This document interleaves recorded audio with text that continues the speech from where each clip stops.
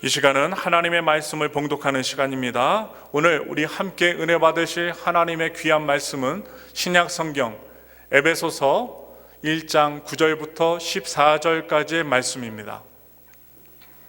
신약 성경 에베소서 1장 9절부터 14절까지의 말씀을 우리 같은 마음, 한 마음, 한 뜻으로 합독하시겠습니다. 읽겠습니다. 그 뜻의 비밀을 우리에게 알리신 것이요 그의 기뻐하심을 따라 그리스도 안에서 때가 찬 경륜을 위하여 예정하신 것이니 하늘에 있는 것이나 땅에 있는 것이 다 그리스도 안에서 통일되게 하려 하심이라. 모든 일을 그의 뜻의 결정대로 일하시는 이의 계획을 따라 우리가 예정을 입어 그 안에서 기업이 되었으니 이는 우리가 그리스도 안에서 전부터 바라던 그의 영광의 찬송이 되게 하려 하심이라.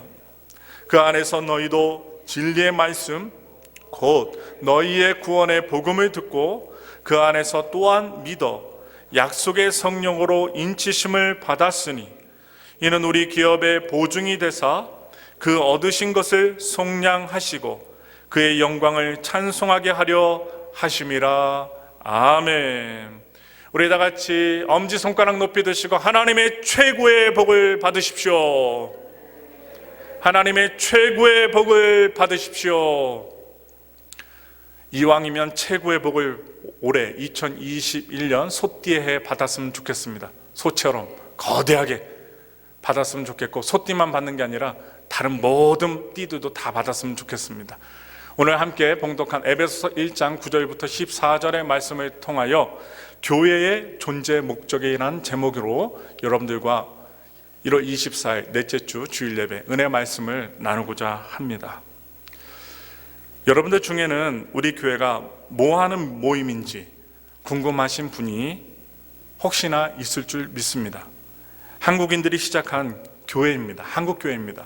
그런데 지금은 10시 반부터 함께 동시에 2층에서 영어 예배를 동시에 드리고, 오후에는 엘 올리바스 처치라는 스페니시, 멕시코 분들이 함께 예배를 드리고 있는 이 모임이 뭔지 궁금하신 분이 계실 것입니다. 2020년 우리가 작년을 잘 버티고 지나왔습니다. 그래서 2021년 1월을 맞이했는데요. 이러한 우한 코로나 팬데믹 시대를 경험하면서 우리 교회가 왜 존재하는지, 이러한 바이러스가 세계 곳곳에서 창궐하고 있는데 예배는 왜 드리는지 새벽에 기도를 드리면서 생각을 하였습니다. 하나님께서 우리 교회를 어떻게 인도하시기 원하시는지 우리 모두가 함께 기도해야겠다는 생각을 하게 되었습니다. 그래서 교회에 대한 바울의 귀한 마음과 또한 에베소 교인들을 향한 생각이 담긴 에베소서 말씀을 여러분들과 몇 주간 같이 함께 은혜를 나누고자 합니다. 교회는 언제 시작이 되었을까요? 살펴보면 교회는 2000년 전 사도 베드로의 고백 위에 세워졌습니다. 고백 위에 세워진 교회입니다. 마태복음 16장 13절부터 18절의 말씀을 우리 다 같이 읽겠습니다. 예수께서 빌립보 가이사랴 지방에 이르러 제자들에게 물어 이르시되 사람들이 인자를 누구라 하느냐? 이르되 더러는 친내 요한, 더러는 엘리야, 어떤 이는 예레미야나 선지자 중에 하나이다. 이르시되 너희는 나를 누구라 하느냐? 시몬 베드로가 대답하여 이르되 주는 그리스도시요 살아계신 하나님의 아들이시니이다. 예수께서 대답하여 이르시되 바요나 시몬아 내가 복이 있도다. 이를 내게 알게 한 이는 혈육이 아니요 하늘에 계신 내 아버지시니라. 또 내가 내게 이르노니 너는 베드로라. 내가 이 반석 위에 내 교회를 세우리니 음부의 권세가 이기지 못하리라. 아멘. 어느 장소입니까? 가이사랴 빌립보라는 장소에서 예수님은 제자들에게 느닷없이 질문을 하셨습니다. 너희는 나를 누구라 하느냐? 그때 다들 꿀먹은 벙어리처럼 있을 때 용기가 백배했던 베드로가 대답합니다. 주는 그리스도시요 살아계신 하나님의 아들이시니다. 아주 정확하게 아주 대답을 잘했어요. 예수님 베드로를 칭찬하셨습니다. 바요나 시몬아, 내가 복이 있도다. 이를 내게 알게 한 이는 혈육이 아니요 하늘에 계신 내 아버지시니라. 그러시면서 예수님은 그에게 무엇을 하시냐? 약속을 하십니다. 너는 베드로라, 내가 이 반석 위에 내 교회를 세우리니 음부의 권세가 이기지 못하리라. 이렇게 말씀하시면서 예수님은 자신을 그리스도시요 살아계신 하나님의 아들이라고 고백하는 그 믿음 위에 내 교회를 세우시겠다라고 약속을 하셨습니다. 그래서 교회가 세워진 것입니다. 그리하여 이 최초의 교회가 베드로의 믿음의 고백 위에 아주 든든하게 세워지게 됩니다. 그리고 그 이후에 오순절날이 이르죠. 성령이 강림하셨습니다. 오순절날 성령님이 임하셔서 교회가 아주 그리스도요 살아계신 하나님의 아들이라는 그 예수님을 고백하는 믿음의 사람들이 아주 매우 많이 산불처럼 늘어나게 됩니다.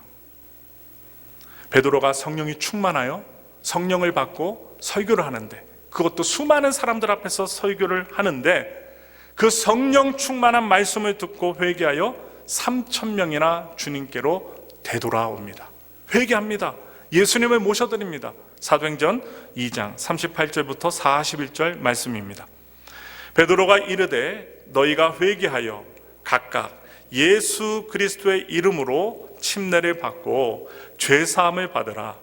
그리하면 성령의 선물을 받으리니 이 약속은 너희와 너희 자녀와 모든 먼 데 사람 곧 주 우리 하나님이 얼마든지 부르시는 자들에게 하신 것이라 하고, 또 여러 말로 확증하며 권하여 이르되 너희가 이 패역한 세대에서 구원을 받으라 하니, 그 말을 받은 사람들은 침례를 받음에 이날의 신도의 수가 3,000이나 더하더라. 아멘.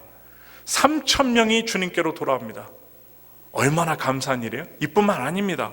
더 나아가서 베드로뿐만 아니라 다른 사도들이 예수님의 부활을, 다시 살아나신 예수님의 부활을 전할 때에는 구원받은 자들의 수가 5,000명이나 되었습니다. 사도행전 4장 1절부터 4절의 말씀입니다.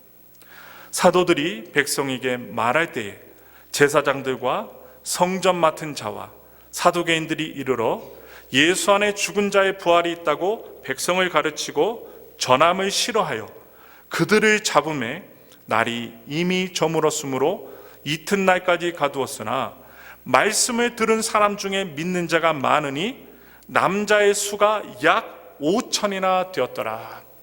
여기서 우리가 분명히 기억할 것은 남자였습니다. 남자의 수만 5,000명이었고 여자와 아이들까지 포함하면 더 많은 사람들이 구원을 받았으리라 생각이 되어집니다. 그것을, 이 복음을 전하는데 이 복음을 알게 하신 것은 바로 예수님이 말씀하신 것처럼 바로 하늘에 계시는 하나님이셨습니다. 오늘 우리가 이 자리에 온 것도 누가 오게 하신 것입니까?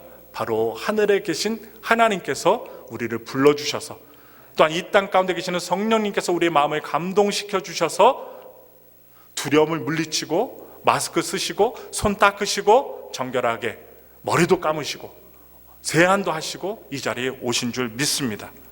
바로 그런 사람들이 3,000명, 5,000명으로 늘어났던 것입니다. 그들 모두 유대인들이었습니다.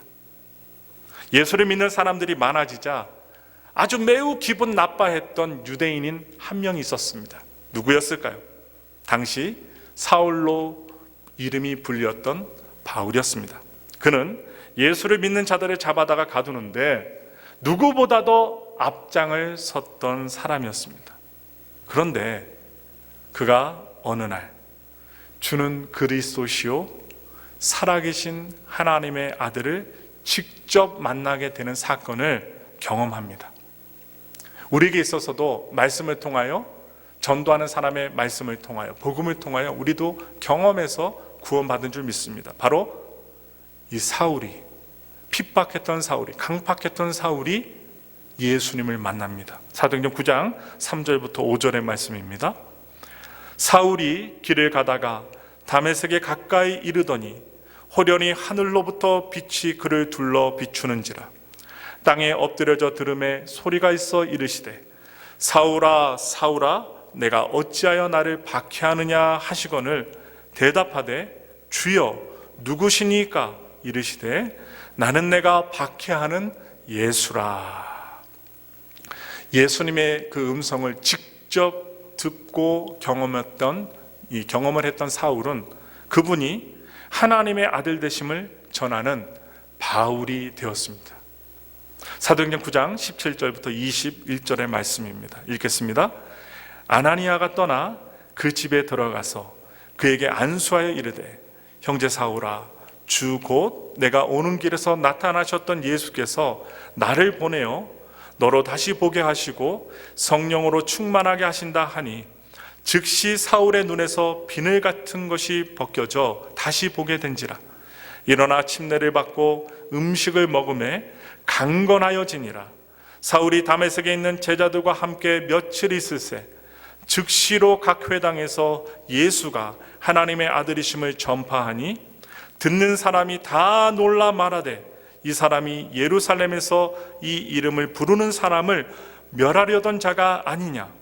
여기 온 것도 그들을 결박하여 대제사장들에게 끌어가고자 함이 아니냐 하더라.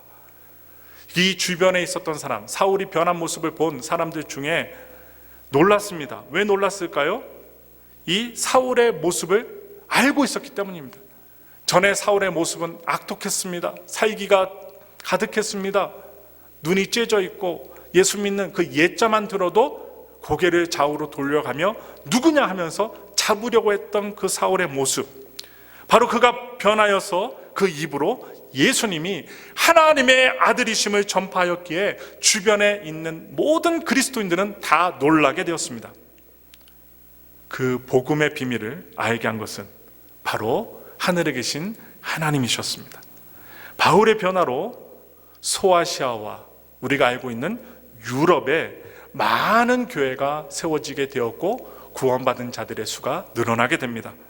바로 교회는 그렇게 예수를 믿는 자들을 통해 세워지게 되었습니다. 그러다가 한국과 그리고 지금 우리가 살고 있는 여기 미국에 있는 한국인들까지 예수님을 주는 그리스도시요 살아계신 하나님의 아들이라고 고백하게 되었습니다. 우리에게 그것을 알게 하신 이는 바로 하늘에 계신 하나님이셨습니다. 여러분, 우리가 지금 앉아있는 이 엘파소 순복음교회는 35년 전에 이 고백을 하는 몇몇 한국 가정에 의해서 세워졌습니다. 사진 한번 보세요. 여기 보시면 어느 분이 젊은 모습들이 있어요.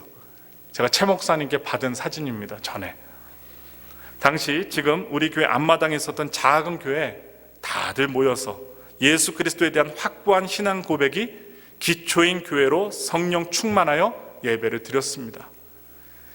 지금 앞에 보시는 사진은 20년 전 사진입니다.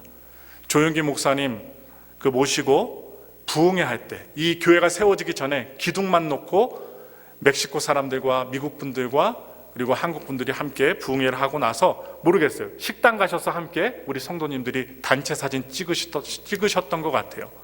그래서 지금은 앉아 계신 분들은 나이가 많이 드셨는데 저기 보면 애를 안고 있고 그리고 주름살도 막 이렇게 다리미로 핀 것처럼 이렇게 펴져 있고 못 알아볼 정도로 젊으십니다. 또한 김원철 목사님과 함께 하얀 옷을 입은 성가대 분들이 이렇게 단체 사진을 찍고 화이트 샌드에 많은 분들이 같이 가셔서 같이 사진을 찍으셨던 모습, 20년 전의 모습입니다. 바로 주는 그리스도시요 살아계신 하나님의 아들이시라고 믿고 있었던 사람들, 그 사람들이 함께 예배를 드리며 교회를 만든 것입니다.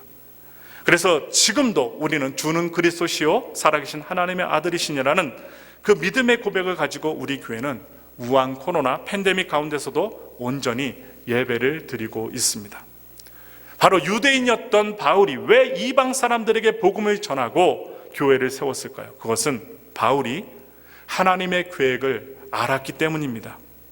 바울은 그것을 하나님의 뜻의 비밀이라고 표현하고 있습니다.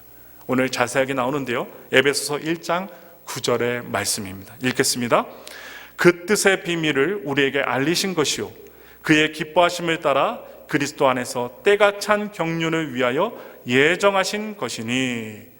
여기서 우리가 주목할 것은 그 뜻의 비밀이 무엇을 말하고 있으며 그리스도 안에서 때가 찬 경륜을 위하여 예정하셨다는 것이 무슨 의미일까요?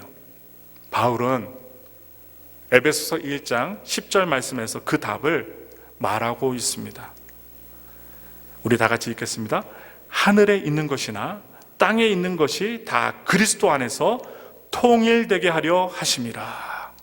이 말씀에 의하면 이 세상은 불일치로 가득했답니다. 일치하지 못합니다. 통일되지 못했어요.